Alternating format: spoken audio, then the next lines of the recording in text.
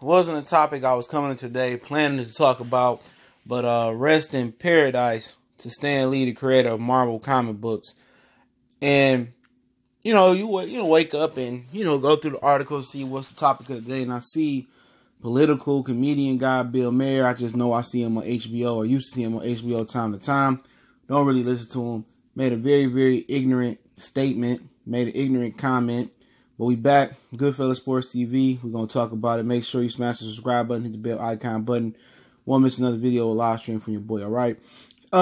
Paraphrasing here, don't have an article right in front of my face, but Bill Maher, hopefully I'm saying his name right, clown, says that he holds Stan Lee responsible for, basically, not letting adults grow up. He holds him responsible for Donald Trump in so many words, all right? And we're going to get into the quotes in a minute, man, but you just don't understand, man.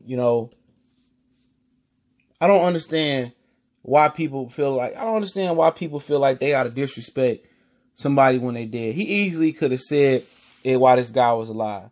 Had many, many years. This dude lived to be, I think, 95 years old, right? But he had to go out his way when the guy's dead, while his family's still in mourning, while the world is still in mourning, and make some comments that was very insensitive to the situation. You could have said it, you had this dude was on the earth for 90-something years. You about 50, 60 years old. He had plenty enough time. 95 years to be exact. All right? This is what he had to say, okay? He says, saying he has nothing against comic books, Maher, but when he was growing up, comics were for kids, and when you grow up, you move up to the big boy books without pictures. But then 20 years or so ago, something happened. Adults decided that they didn't have to give up kid stuff, he said. And so they pretended comic books were actually sophisticated. All right. Then, the late night host, he brought politics into the mix and mentioning Donald Trump. I don't think it's a huge stretch. To suggest that Donald Trump could only get elected in this country that thinks comic books are important, he wrote. All right. At the end of the day, you're going to blame this guy for making popular comic books popular, okay? And basically saying that adults shouldn't read comic books. They should continue, to read big books without the picture. All right, I'm a grown man, all right? If I choose to read comic books and I take interest into comic book movies and that's what I want to read, so be it. The illiteracy rate in this country amongst kids is very, very high, all right?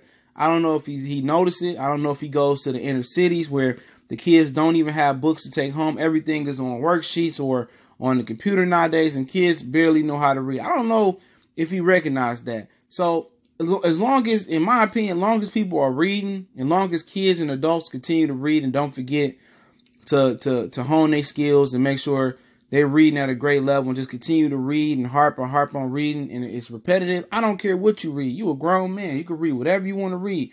You want to read comic books or you want to read, other novelties, go ahead and read it. I don't care what you read, all right?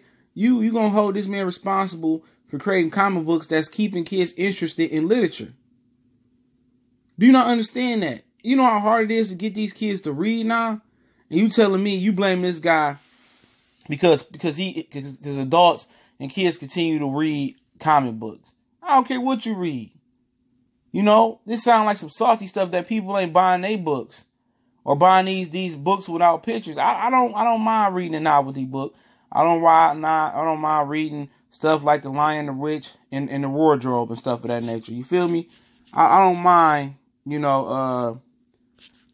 stuff of that nature. All right? I read plenty of books like that back in my day. Harry Potter books, all that stuff was fashionable, okay? Or was trending, excuse me, not fashionable. It was trending. But I don't understand why he feels the need to pick at this guy after he passed away. Why didn't you say that? It sound like he clout chasing. It sound like he trying to stay relevant. I'm not with, pissing on somebody's graves or kicking dirt on somebody's grave. And it's not like he's jealous because this guy's getting celebrated. This guy was great at creating many of the Marvel characters, okay? He was great at that. He created comic books. Comic books promote kids to read. Comic books are not promoting adults to read. Adults to continue to read and carry that literature on. What does it matter what they read? It don't matter.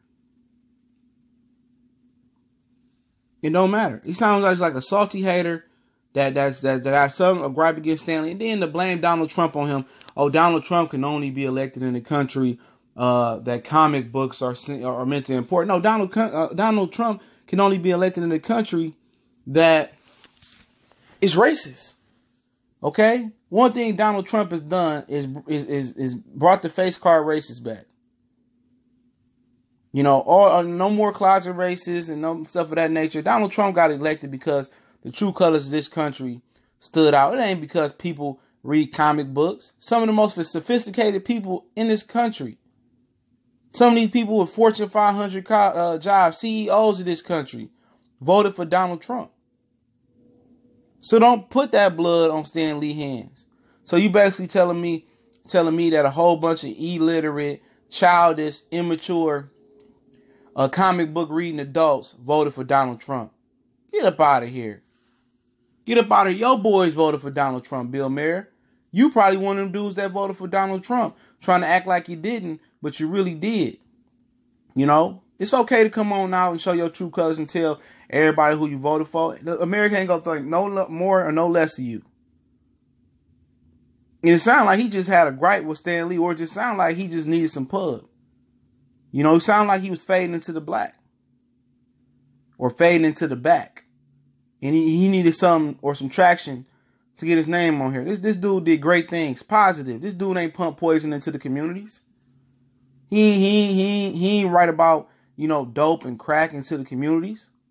He intrigued. He drew interest into literature. That's what comic books is for kids. When I was a kid, I carried comic books around with me.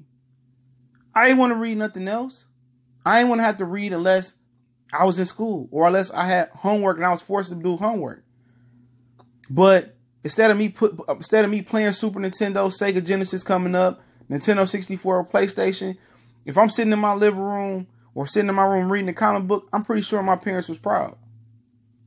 If I'm sitting there reading anything on my free time and I'm amazed with comic books, I'm pretty sure my parents was proud.